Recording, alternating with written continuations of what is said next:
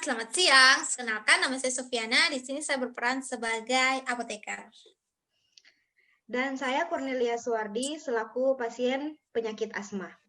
Perkenalkan, saya Wintandi sebagai asisten apoteker. Perkenalkan, nama saya Kitinogi Fauzia sebagai anak dari pasien. Selamat siang, Mbak. Ada yang bisa dibantu? Selamat siang, Mbak. Iya, ini saya mau beli obat untuk ibu saya. Sesuai di resep ini, Mbak. Oke, baik. Apakah ibunya mau diarahkan ke ruangan konseling? Nanti obatnya akan saya persiapkan. Maaf, Mbak. Apakah butuh waktu yang lama untuk melakukan konseling ini? Soalnya saya buru-buru nih. Hanya sekitar 10 menit kok, Mbak. Biar ibu saya saja yang masuk ke ruang konseling, saya tunggu di sini saja, Mbak. Ya, baik, Ibu. Silakan di sebelah sini. Selamat siang, Ibu. Ada yang bisa saya bantu? Selamat siang, Mbak. Ya, Mbak, saya ingin menebus resep, terus asisten apotekernya mengarahkan saya ke ruangan konseling ini.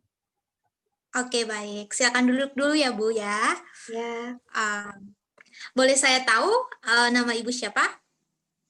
saya Ibu Cornelia. Baik. Perkenalkan, nama saya Sofiana. Di sini saya apoteker penanggung jawab di apotek ini ya, Bu. Jadi hari ini saya yang akan melakukan konseling kepada Ibu Cornelia. Saya boleh minta waktunya sekitar 10 menit ke depan. Apakah Ibu bersedia untuk dikonseling? Ya, Mbak, saya bersedia. Oke, baik. Boleh saya terima resepnya dulu biar saya tahu? Permisi, Mbak. Nih. Ya, oke. Oke, baik. Jadi resep Ibu di sini, Ibu menggunakan budesonide dalam bentuk inhaler nanti, dan juga theophylline ya, Bu ya? Benar? Ya. Oke, baik Bu. Di sini saya akan menjelaskan. Jadi untuk obat budesonide ini sendiri itu untuk meredakan sesak nafas yang Ibu rasakan, dan theophylline ini untuk mencegah serangan asma. Ya, Mbak. Terus cara penggunaannya bagaimana ya, Mbak? Oh baik. Pertama-tama di sini saya ingin tanyakan, apakah Ibu ini punya penyakit lain ya selain asma atau bagaimana? Saya tidak mempunyai penyakit lain, Mbak. Sudah tadi konsultasi dengan dokternya, kata dokternya saya hanya mengidap asma saja. Oh baik, jadi begitu ya kata dokternya. Berarti dalam seminggu ke depan, Ibu Cornelia tidak mengkonsumsi obat lain selain obat asma, benar? Ada, iya. Oh ya baik. Jadi di sini sekarang saya akan menjelaskan bagaimana cara penggunaan inhaler ya Bu ya. Tolong diperhatikan dengan baik. Jadi saat Ibu menggunakan inhaler, Ibu duduk tegak atau berdiri dengan mengangkat dagu.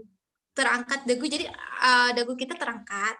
Terus buka tuh tutup inhaler, jadi kayak gini inhalernya, buka tutup inhaler, kita kocok dulu. Kita kocok dulu.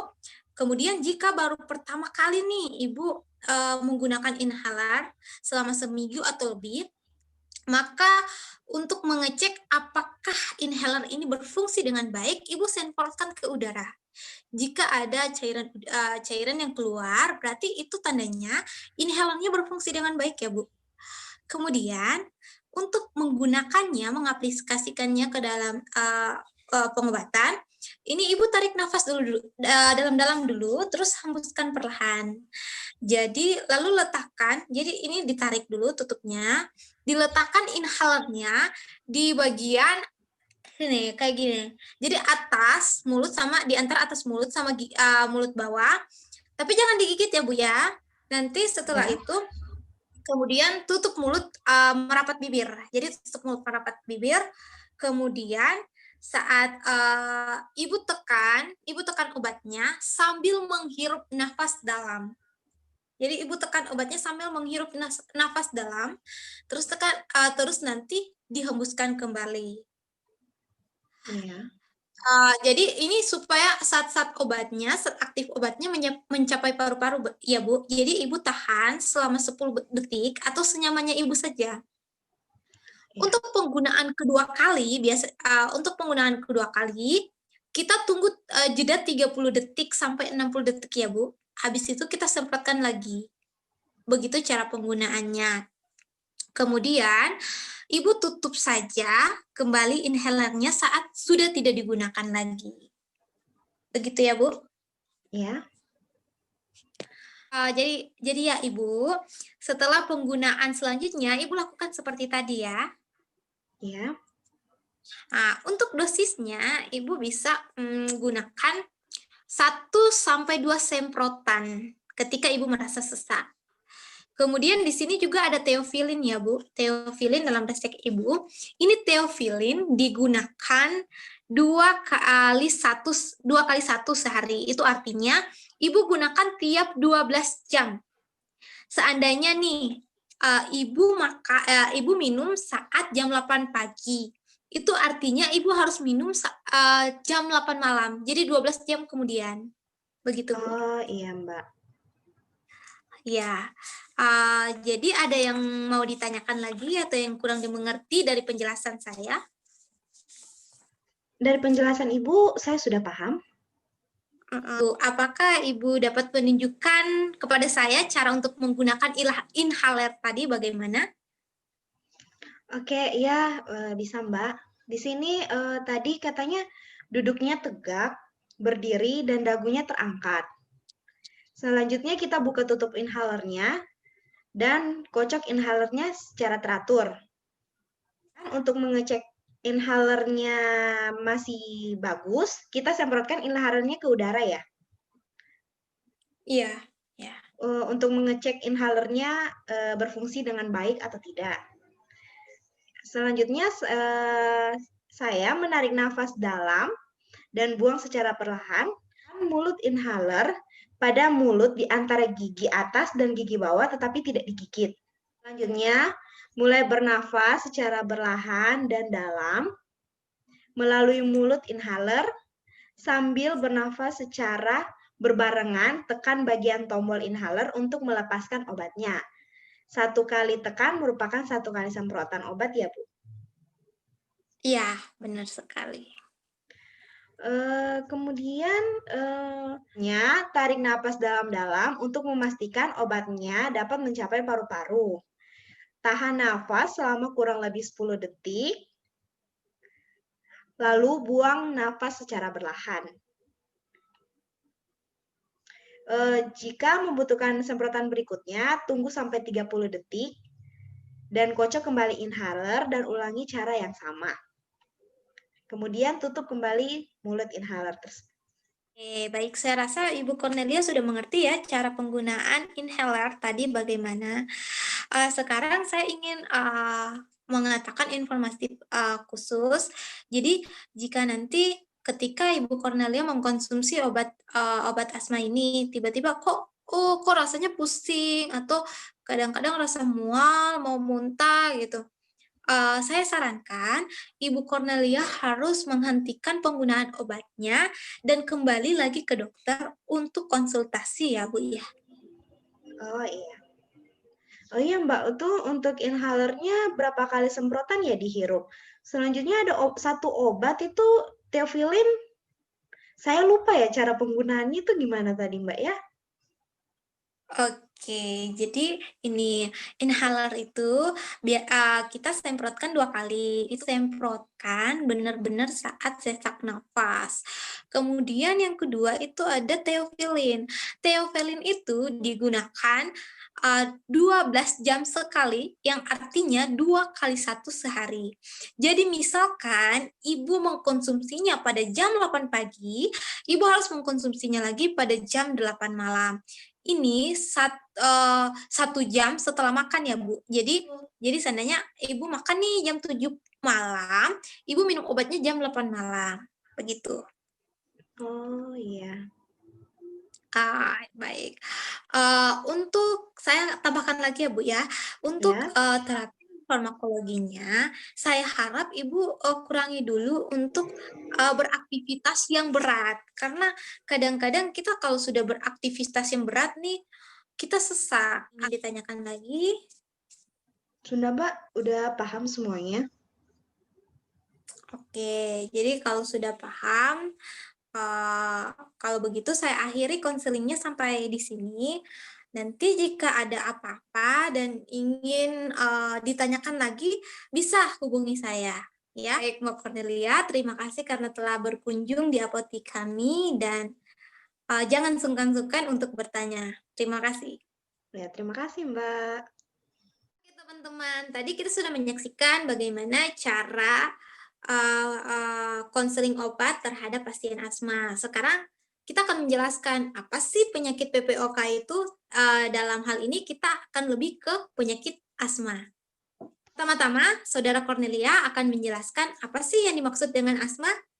Definisi dari penyakit asma ini saya ambil dari buku Isofarmakoterapi buku 1. Oke, kita langsung saja. Asma ini didefinisikan sebagai gangguan inflamasi kronik jalan udara yang melibatkan peran banyak sel dan komponennya. Pada individu yang rentan, inflamasi menyebabkan episode berulang. Episode berulang dari bengek, sesak nafas, sempit dada, dan batuk. Episode ini biasanya terkait dengan obstruksi jalan udara yang sering reversibel, baik secara spontan maupun setelah pemberian penanganan. Inflamasi juga menyebabkan peningkatan hiperresponsivitas bronkus. Patofisiologi penyakit asma. Menurut buku Isofarmakoterapi buku 1 tahun 2013, 1. Karakteristik utama asma termasuk obstruksi jalan udara dalam berbagai tingkatan, terkait dengan bronkospasmus, edema, dan hipertensi, BHR, dan inflamasi jalan udara. 2. Serangan asma mendadak disebabkan oleh faktor yang tidak diketahui seperti paparan terhadap alergen, virus, atau polutan luar maupun dalam rumah. Dan masing-masing faktor ini dapat menginduksi respon inflamasi. Untuk manifestasi kliniknya itu terbagi dua. Asma itu ada asma kronik sama asma akut. Asma kronik, tanda-tandanya termasuk bunyi sensasi dengan pemeriksaan auskultasi, batuk kering yang berulang, atau tanda atopi. Selanjutnya untuk asma para-akut itu tandanya termasuk bunyi yang terdengar dengan auskultasi saat inspirasi dan ekspirasi, batuk kering yang berulang, tachypnea, kulit pucat atau kebiruan, dan dada yang mengembang disertai dengan kontraksi interkostal dan supraklavilar. Bunyi nafas dapat hilang bila obstruksi sangat parah. Untuk terapi farmakologinya, menurut buku Isofarmakoterapi, golongan obat asma terdiri atas yang pertama agonis beta 2, kortikosteroid, metilsatin, antikolinergik, kromolin natrium dan netokromil natrium, modifikator leukotrien, kombinasi terapi pengontrol, omalizumab, dan yang terakhir metotrexat. Selanjutnya untuk terapi non-farmakologinya, yang pertama hindari asap rokok, kerja yang berat, dan kerumunan orang di ruangan yang sempit. Perkiraan keparahan penentuan PEF yaitu Peak Expiratory Flow yang merupakan kecepatan pergerakan udara keluar dari paru-paru pada awal ekspirasi. Apabila nilai kurang dari 50%, kemampuan terbaik atau prediksi normal menandakan keparahan tinggi. Penanganan awal dengan diberikan agonis beta 2 aksi pendek hirup dengan MDI 2-4 hirup sampai 3 kali penanganan dengan interval 20 menit atau penanganan sekali dengan nebulisor. Ada 3 respon. Yang pertama respon baik, keparahan ringan yaitu PEF lebih dari 80% prediksi atau kemampuan terbaik, tidak terengah-engah atau nafas pendek, respon terhadap agonis beta 2 bertahan hingga 4 jam, agonis B2 dilanjutkan 3-4 jam selama 24-48 jam. Untuk pasien dengan corticosteroid inhaler, dosis digandakan 2-10 hari. Dan selanjutnya, kontak klinis untuk instruksi lebih lanjut. Yang kedua ada respon sedang, keparahan sedang PEF 50%, prediksi atau kemampuan terbaik, nafas terengah-engah atau nafas pendek resisten, tambah corticosteroid oral, lanjutkan agonis beta 2, dan kontak klinis segera untuk instruksi. Dan yang terakhir respon buruk atau keparahan tinggi, PEF kurang dari 50% prediksi atau kemampuan terbaik, nafas terengah-engah atau nafas pendek yang sangat terlihat, tambah kortikosteroid oral, ulangi agonis beta 2 secepatnya. Jika derita parah dan tidak responsif, panggil perawat dan masuk ke bagian gawat darurat. Pertimbangkan untuk memanggil ambulans. Dan selanjutnya bawa ke bagian darurat.